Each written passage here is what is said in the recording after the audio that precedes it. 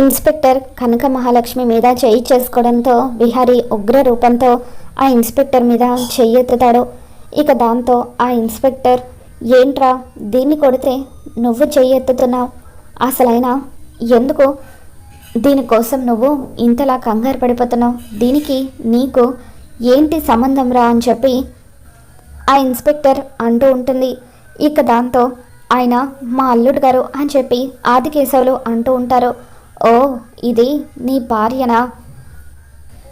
భార్య మీద చాలానే ప్రేమ ఉంది, కానీ ఇదే నీలాంటి భర్త దొరికినా కూడా సంతోషంగా కాపురం చేసుకోక మర్డర్లు చేసింది అని చెప్పి ఇన్స్పెక్టర్ అంటూ ఉంటే, చూడండి ఇన్స్పెక్టర్, ఇంకొక మాట కనక మహాలక్ష్మి మర్డర్ చేసిందన్న మాట మీ నోటి వెంట వస్తే ఊరుకునేది లేదు అని చెప్పి విహారీ అంటూ ఉంటాడు. మర్డర్ చేసిందని అనక ఇంకేమంటారు అని చెప్పి, ఏదైనా ఉంటే కోర్టులో తేల్చుకోండి అంటూ కనక మహాలక్ష్మి బేడీలు పట్టుకొని ఆ ఇన్స్పెక్టర్ లోపలికి ఈడ్చుకొని వెళ్తూ ఉంటుంది.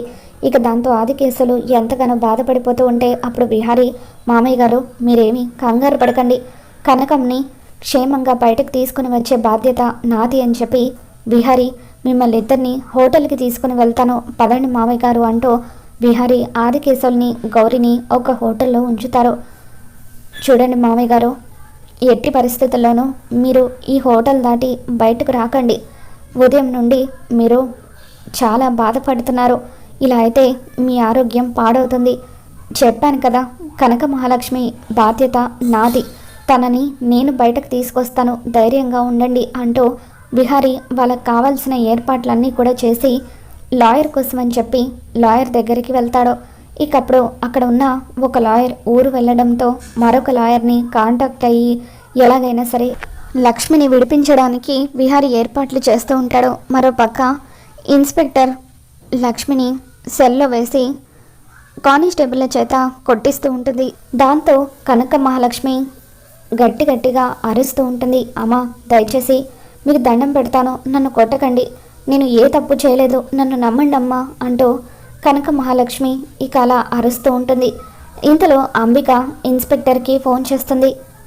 ఇన్స్పెక్టర్, అది నేను చేసే ప్రతి పనిలో కూడా నాకు అడ్డొస్తూనే ఉంది, ఎలాగైనా సరే దాన్ని స్టేషన్లోనే ఫినిష్ చేయండి, దాన్ని గనక లేపేస్తే నేను మీ అకౌంట్లోకి 10 లక్షలు ట్రాన్స్ఫర్ చేస్తాను అని చెప్పి అంబిక ఆ ఇన్స్పెక్టర్కి చెప్పడంతో, ఓకే మేడం, మీరు అన్నట్టుగానే ఇక ఈ రోజుతో దాని కథ ముగిసిపోతుంది, దాని సంగతి నాకు వదిలేయండి అని ఇన్స్పెక్టర్ అంటూ ఉంటే, సరే ఇన్స్పెక్టర్, లాకప్ డెత్ చేస్తారో ఎన్కౌంటర్ చేస్తారో మీ ఇష్టం, అది మాత్రం మళ్ళీ ఇంటికి రాకూడదు అని చెప్పి అంబిక, అమ్మయ్య, ఇక ఈ రోజుతో ఆ లక్ష్మి చాప్టర్ పూర్తిగా క్లోజ్ అవ్వబోతుంది, ఆ ఇన్స్పెక్టర్ నేను చెప్పినట్టుగా ఖచ్చితంగా లక్ష్మిని ఎన్కౌంటర్ చేసేస్తుంది, అప్పుడిక నాకు నచ్చిన విధంగా నేను ఉంటూ ఈ ఆస్తి మొత్తాన్ని కూడా నేను సొంతం చేసేసుకోవచ్చు అని చెప్పి అంబిక అనుకుంటుంది. ఇంతలో విహారీ లాయర్ని తీసుకుని స్టేషన్కి వస్తాడు. ఇన్స్పెక్టర్, నేను ఒకసారి లక్ష్మితో మాట్లాడాలి అని చెప్పి విహారీ అంటూ ఉంటే, కుదరదు అని చెప్పి ఇన్స్పెక్టర్ అంటూ ఉంటుంది. ఇక లోపల నుండి లక్ష్మిని పోలీసులు కొడుతున్నట్టుగా విహారీకి అరుపులు వినిపిస్తూ ఉంటాయి.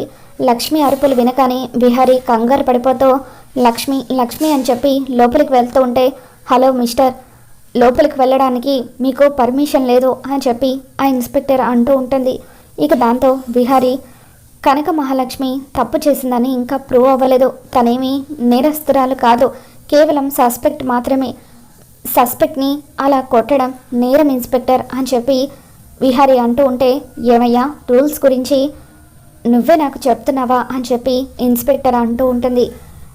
మేము కనక మహాలక్ష్మి కోసం బెయిల్కి ఏర్పాట్లు చేశాము, వెంటనే తనని రిలీజ్ చేయండి అని చెప్పి విహారీ అంటూ ఉంటే, తనని రిలీజ్ చేయడం కుదరదు, తన మీద నాన్ బెయిలబుల్ వారెంట్ ఇష్యూ అయింది అని చెప్పి ఆ ఇన్స్పెక్టర్ అంటూ ఉంటుంది. ఇక దాంతో ఆ లాయర్, అవును విహారీ గారు, ఇప్పుడు కనక మహాలక్ష్మి గారిని మనం విడిపించలేము అని చెప్పి అంటూ ఉంటే విహారీ ఎంతగానో బాధపడిపోతూ ఉంటాడు. రేపు దాన్ని కోర్టులో ప్రొడ్యూస్ చేస్తున్నాము, ఏదైనా ఉంటే కోర్టులో తేల్చుకోండి, వెళ్ళండి అని చెప్పి ఆ ఇన్స్పెక్టర్ అనడంతో ఇక విహారీ చేసేదేమీ లేక బాధగా అక్కడి నుండి వెళ్తూ, చూడండి కనక మహాలక్ష్మికి ఏదైనా జరగాలి, అప్పుడు మీ అంతు చూస్తాను అంటూ విహారీ ఆ ఇన్స్పెక్టర్కి వార్నింగ్ ఇస్తాడు. ఇక ఆ రోజు రాత్రి వరకు కూడా విహారీ అక్కడే పోలీస్ స్టేషన్ దగ్గర కాపలా కాస్తూ ఉంటాడు. అలా విహారీ కాపలా కాస్తూ కారులోనే నిద్రపోతూ ఉండగా రాత్రిపూట కనక మహాలక్ష్మి నోరు మూసి తనని ఎన్కౌంటర్ చేయడం కోసం అని చెప్పి పోలీసులు అక్కడి నుండి బలవంతంగా తీసుకుని వెళ్తూ ఉంటారు. ఇకప్పుడు కనక మహాలక్ష్మి చేతికున్న గాజులు పగిలిపోయి దారిలో పడిపోతాయి. ఇక దాంతో ఇంతలో విహారీకి మెలకు రావడంతో తను లోపలికి వెళ్ళి అక్కడున్న లక్ష్మిని చూద్దామని వెళ్ళేసరికి లక్ష్మి కనిపించకపోవడంతో ఎంతగానో కంగారు పడిపోతూ ఉంటాడు.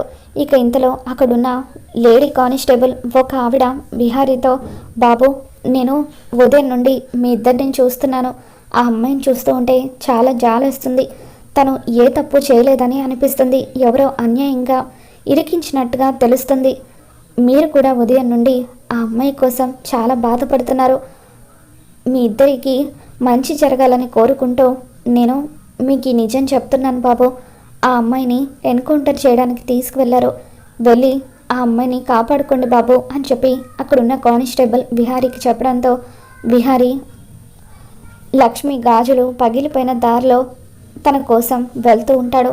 ఇక అలా ఒక చోట ఆ ఇన్స్పెక్టర్ లక్ష్మిని ఎన్కౌంటర్ చేయబోతూ ఉండగా విహారీ ఆ ఇన్స్పెక్టర్ని అడ్డుకొని లక్ష్మిని కాపాడుతాడు. చూడండి ఇన్స్పెక్టర్, పొరపాటున లక్ష్మికి ఏదైనా అయ్యుంటే మీ అంతు చూసేవాడిని, అయినా అసలు ఎందుకు ఇదంతా చేస్తున్నారు, ఎవరు మీతో ఇదంతా చేయమని చెప్పింది అంటూ విహారీ ఆ ఇన్స్పెక్టర్ని బెదిరిస్తూ ఉంటే, ఈ అమ్మాయి స్టేషన్ నుండి పారిపోవాలని చూసింది, అందుకే ఎన్కౌంటర్ చేయాలనుకున్నామని చెప్పి ఆ ఇన్స్పెక్టర్ అంటూ ఉంటుంది. లక్ష్మి గురించి తప్పుగా మాట్లాడకండి ఇన్స్పెక్టర్, తను పారిపోయే మనిషి కాదు, అయినా తను తప్పు చేయనప్పుడు పారిపోవాల్సిన అవసరం తనకు లేదు అని చెప్పి విహారీ రేపు కోర్టులోనే తేల్చుకుందామని చెప్పి అంటూ ఉంటాడు. ఇక తర్వాత రోజు ఉదయాన్నే లక్ష్మిని కోర్టులో ప్రొడ్యూస్ చేస్తూ ఉంటారు. ఇక అప్పుడు అంబిక తనకు తెలిసిన లాయర్స్ అందరితో కూడా మాట్లాడుతూ, విహారీ ఖచ్చితంగా మిమ్మల్ని కాంటాక్ట్ అవుతాడు, ఎట్టి పరిస్థితుల్లోనూ మీరు ఆ లక్ష్మి తరపున కేసు వాదించడానికి ముందుకు రావద్దు, మీరు కనుక రాకపోతే ఖచ్చితంగా ఆ లక్ష్మికి శిక్ష పడి తీరుతుంది అని చెప్పి అంబిక లాయర్స్ అందరికీ కూడా చెప్తూ ఉంటుంది. విహారీ తనకు తెలిసిన లాయర్కి కోర్టుకు రమ్మని చెప్పి అంటూ ఉంటాడు. ఇక అప్పుడు ఆ లాయర్ వస్తానని చెప్పి ఆఖరి నిమిషంలో హ్యాండ్ ఇవ్వడంతో విహారీ ఎంతగానో కంగారు పడిపోతూ ఉంటాడు. సహస్ర, యమున, వస్త వీళ్ళందరూ కూడా కోర్టుకి వస్తారు, ఎట్టి పరిస్థితుల్లోనూ లక్ష్మికి శిక్ష పడకూడదని చెప్పి యమున, వస్త కోరుకుంటూ ఉంటే ఈరోజు కోర్టు వాళ్ళు ఆ లక్ష్మికి జీవిత ఖైదు విధిస్తే బాగుండు, బావ ఇప్పటికీ నా దగ్గరే ఉండిపోతాడు అని చెప్పి సహస్ర అనుకుంటుంది. ఇక ఇంతలో కోర్టుకి జడ్జి గారు వస్తారు, లక్ష్మిని బోన్లో నిలబెడతారు. అమ్మ, మీ తరపు నుండి వాదించడానికి లాయర్ ఎవరైనా ఉన్నారా అని చెప్పి కోర్టు వాళ్ళు అడుగుతూ ఉంటే లేరు అని చెప్పి లక్ష్మి బాధగా సమాధానం చెప్తూ ఉంటుంది. ఇక ఇంతలో విహారీ లాయర్ కోట్ వేసుకొని లోపలికి వస్తూ, నేను ఉన్నాను జడ్జి గారు, తన తరపున నేను వాదిస్తాను అని చెప్పి అంటూ ఉంటాడు. ఇక అలా విహారీ లాయర్గా రావడంతో సహస్ర, యమున వీళ్ళందరూ ఒక్కసారిగా షాక్ అవుతూ ఉంటారు. ఇకప్పుడు విహారీ జడ్జి గారిని హత్య జరిగిన ప్లేస్ గురించి, హత్య జరిగిన విధానం గురించి ప్రశ్నిస్తూ, జడ్జి గారు నాదొక చిన్న విన్నపం, లక్ష్మి హత్య చేసిందని అంటున్నారు, తనే అతన్ని పొడి చేసిందని అంటున్నారు, పొడిచిన తర్వాత లక్ష్మి అక్కడి నుండి పారిపోకుండా ఉదయం పోలీసులు వచ్చేంత వరకు అక్కడే ఎందుకుంటుంది, అలా ఉంటే తనకి నష్టం జరుగుతుంది కదా అని చెప్పి విహారీ జడ్జి గారిని ప్రశ్నిస్తూ ఉంటే, అవును మీరు అడిగింది కూడా పాయింటే అని చెప్పి జడ్జి గారు అంటూ ఉంటారు. కాబట్టి నా అనుమానం ఏంటంటే లక్ష్మి కూడా స్పృహ కోల్పోయిన తర్వాత మధ్యలో ఎవరో మూడవ వ్యక్తి ఇంట్లోకి వచ్చాడు, ఆ మూడవ వ్యక్తే అజయ్ని పొడి చేసి పొడిచిన కర్తెని తీసుకొచ్చి లక్ష్మి చేతుల్లో పెట్టాడు. పోలీసులు కనుక డీప్గా ఇన్వెస్టిగేట్ చేస్తే ఖచ్చితంగా అసలైన నేరస్తుడు దొరుకుతాడు.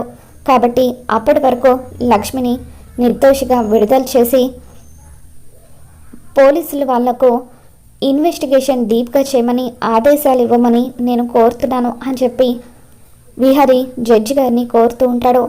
ఇక అలా విహారీ లక్ష్మి తరపున వాదించి బెయిల్ పైన తనని బయటకు తీసుకొని వస్తాడు. ఇక విహారీ ఇచ్చిన షాక్కి అంబిక టెన్షన్ పడిపోతూ ఉంటుంది. మరి రాబోతున్న ఎపిసోడ్లో ఏం జరగబోతుందో మళ్ళీ మన ఛానల్లో తెలుసుకుందాం. ఈ వీడియో మీకు నచ్చినట్లయితే తప్పకుండా లైక్ చేయండి.